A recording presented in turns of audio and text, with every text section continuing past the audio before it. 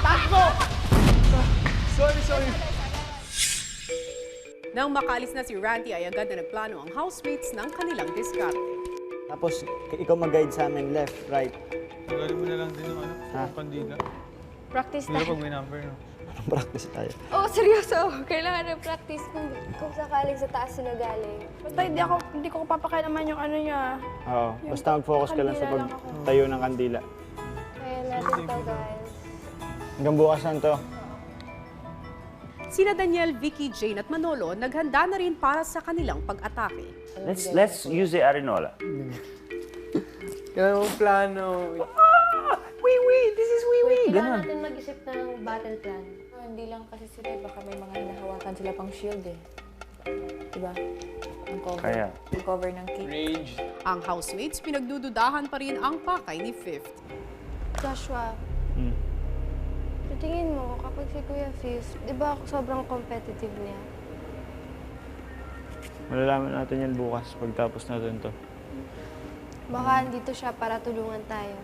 Ano sa tingin mo? So, kaya natin yun. Kung anong mayroon.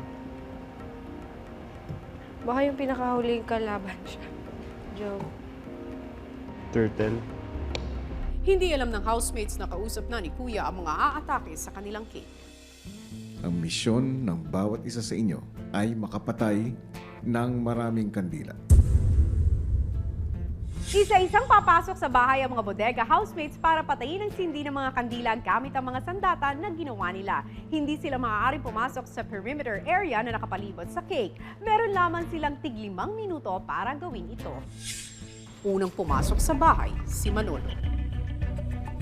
Sobrang sakit ng likod ko.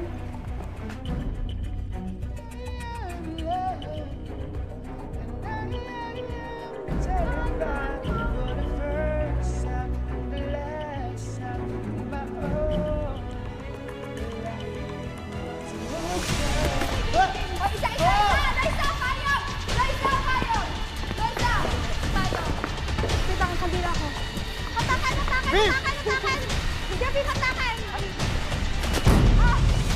Taas mo, Fifth! Taas mo!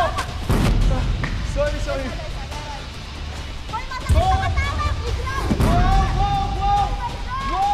Layo! Panatin mo, Fifth! Uy, grabe yun! Noise lang! Ayoko. Panatin mo! Yung dalawa! Kayo ng dalawa yung mag... Uy, grabe ka! Kayo nasa... Sabi ako! Bro, yung perimeter mo! Bilog sa amin yung bilog!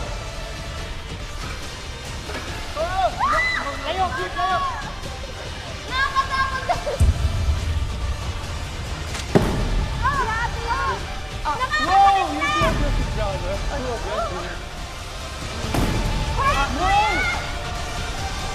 Manolo!